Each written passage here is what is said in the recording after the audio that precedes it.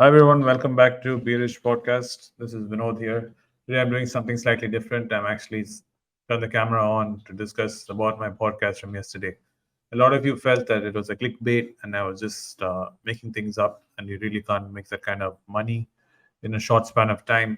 10 years is not a very long uh, period of time if you take an average human life.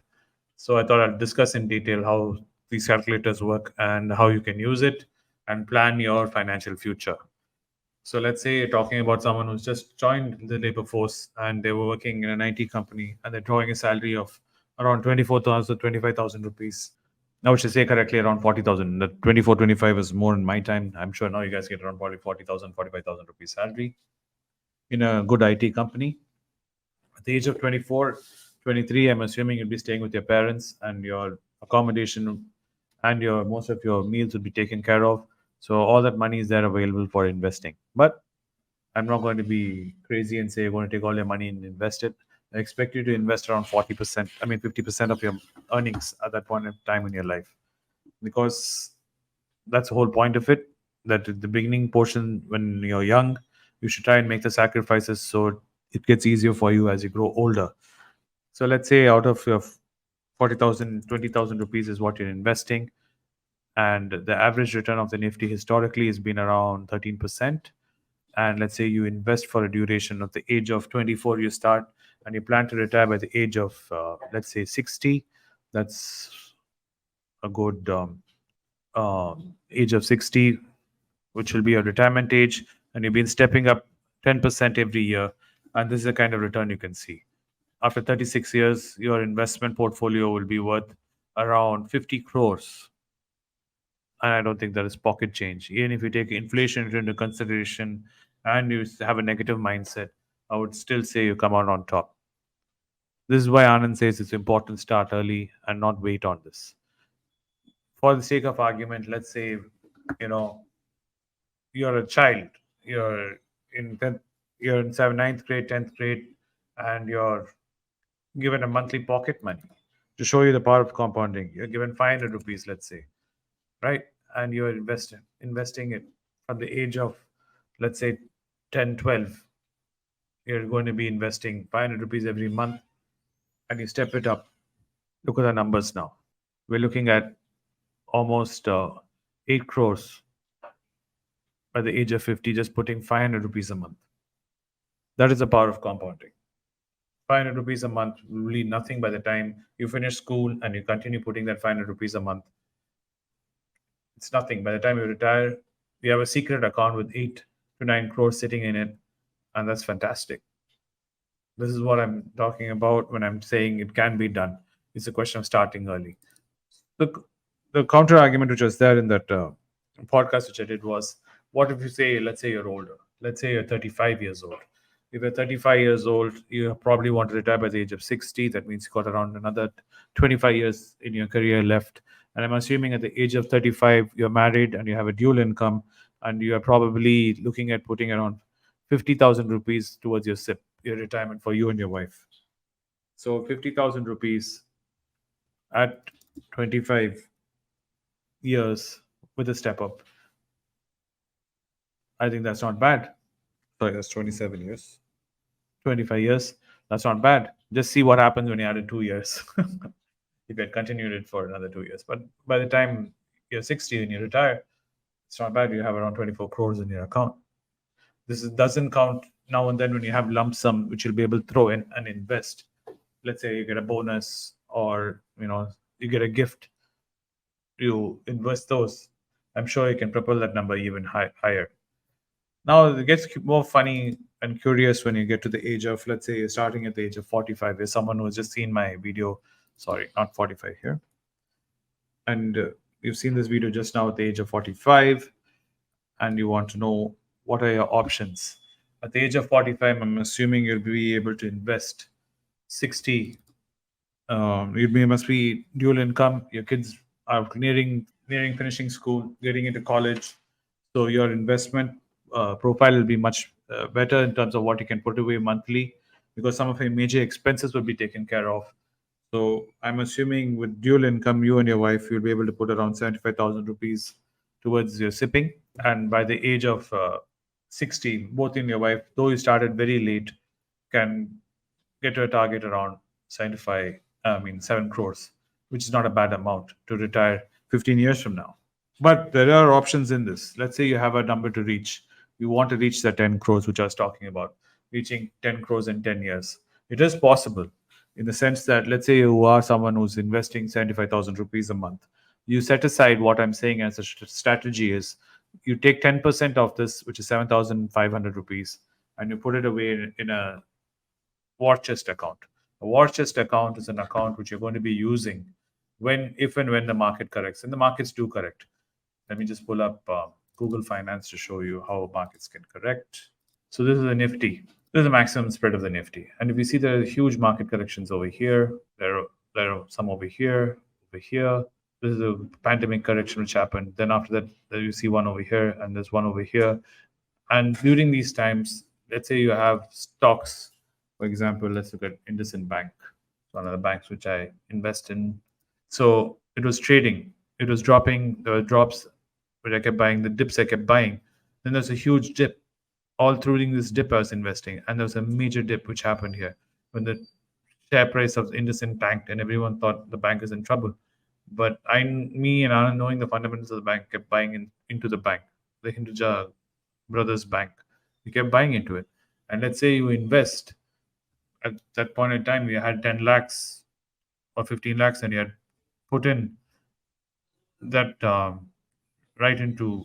I'm just trying to pull my calculator, and for some reason my phone is refusing to open. Yeah, here we go. So let's say we put 15 lakhs, that's 393. That's around 3,800 shares. 15 lakhs would have turned into almost 52 lakhs. And that's very quick cash which you make in these market crashes, which gives you an investment that boosts its needs. So these kind of investments which you set aside and you keep dropping it into the market whenever it corrects. So this gives you that additional push which your account will require to make sure that you reach the 10 crore. So another way I also want to suggest you guys use sipping is if you're planning to buy something. Like a lot of my guys in my office, like Chandas, who's sitting behind me, wishes to buy a BMW car, a low-end BMW car, which he's looking at. He said it's around 60 lakhs, sir. So 60 lakhs, right, at 12%, and he wants to buy it 10 years from now. So I'm saying 12% or 13%. To the step up, he needs to set aside, he needs to start sipping around 18,000 rupees starting today. And 10 years from now, he'll have enough capital to go into the showroom, BMW showroom, and throw the cash on the table and take the car out without taking a loan. This is the same thing I say. Even let's say you're someone like Kesav here who plans to get married in. Kesav, how many years you want to get married in here? 7 to 8 years. And how much do you think you'll spend on your wedding?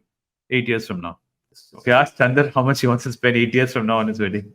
Okay, I've got all boys around me now because they've been with Anand so long. They all refuse to spend any money on their wedding. I don't know how their wives would feel at that point of time if they come and say, I'm not going to spend all the money, I'm going to invest it and keep it for our future. I don't know how many women will be happy about that. But let's just say for the argument, case of plans to spend 5 lakhs for the wedding 8 years from now. Right. So he doesn't want to depend on anybody at that point in time. He wants to spend 5 lakhs on his wedding 8 years from now. He needs to start sipping around 2,500 rupees from today. He starts sipping 2,500 rupees from now. 8 years from now, he'll be able to spend 5 lakhs on his wedding without any problem. So this is the way you can use it. And you can use it for small things. Let's say you plan to buy the next iPhone, which is 1.5 lakhs, the top end iPhone. And you want to buy it not this year because you haven't saved. You want to buy it 3 years from now. All you have to do is start sipping 3,000 rupees. And before you know it, you'll be having that iPhone in your hand. Yes, this is how delayed gratification works. This is what I mean. I'm not saying you cannot spend money. I'm not saying no. I'm saying save the money, then spend it. Don't be in a rush to gratify your needs right now. It may seem like you need the latest phone or the latest car or the latest bike, but you would value it far more when you save it and buy it. Trust me, if you're honest with yourself and you really look at it, how much satisfaction you felt after buying the product and having it in your hand, through a loan, if you had bought it, that happiness vanishes within the first few minutes of buying the product. But that feeling of paying that loan, pain of paying that loan back, stays with you till that loan is done. And sometimes you guys take huge loans which run for 3 years, 4 years on personal loans with high interest rates. Why would you do that to yourself? So this is by doing this method of targeting the amount you want to purchase, invest, or by saving it and then buying it, you'd be far more satisfied owning that product because you'd feel proud of owning that product, knowing that you have paid up for it upfront and you didn't have to ask anybody, any bank or any credit card, and you were able to do it. And like what Shashwat says, at the end of that 2 years' time, 3 years' time, once you have saved that money and you feel so proud of yourself, you might not even buy the product. You might think, okay, I'll continue investing and reach this another target. Because by the time, the funny thing about wants is it keeps changing. The products keep changing. The feeling always stays. The wanting feeling always stays. But the funny thing is that what gives you the gratification keeps changing. The goal post in life keeps moving because your mind keeps has a tendency of wandering. So today it might be the iPhone, but by the time you save for it, it might not be the iPhone. You might want something else. And that's the wonderful thing about it. Keeping that money in your hand, the potential always is there with you, and you can achieve something else with that money. It doesn't have to be the phone. It can be something else. You might be like, okay, 3 years from now, I want to go on a holiday. I don't know. It could be anything. So this is how I want you guys to see the SIP calculator. These calculators are available online, free everywhere. I just randomly pulled one up for this video to just show you guys how it can be done. I was not trying to be clickbaity. I was not trying to make you guys drag you into a false video and a false narrative. So that's why I decided to open the screen today and show you the screen on how you can sit and calculate. And this is very simple. There is no rocket science in it. And you can say, if there are people who say, no, no, it doesn't give you 12%, it only gives you 10%. Okay, put 10%. Change the calculator. See how much the number is.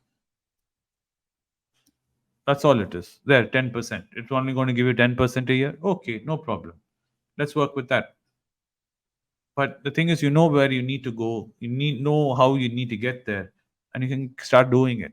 And these numbers look huge when you don't have them in your hand. It's like any journey, like weight loss journey or any goal-based journey. When you look at Mount Everest, it looks huge. But when you start putting one foot in front of the other, before you know it, you're on top of the mountain. So I have deep faith in all of you guys, all of you who have been following us and watching Anand's videos. And this is why I wanted to share this information with you on how to calculate. This is the same way I calculate my macronutrients when I eat for weight loss. This is the same way you guys should be calculating your finances to reach your targets. If you don't know what you're putting in your body, or you do not know what you're saving or how you're spending, there's no way you can build something. There's no way you can build a future. And what's the point of that?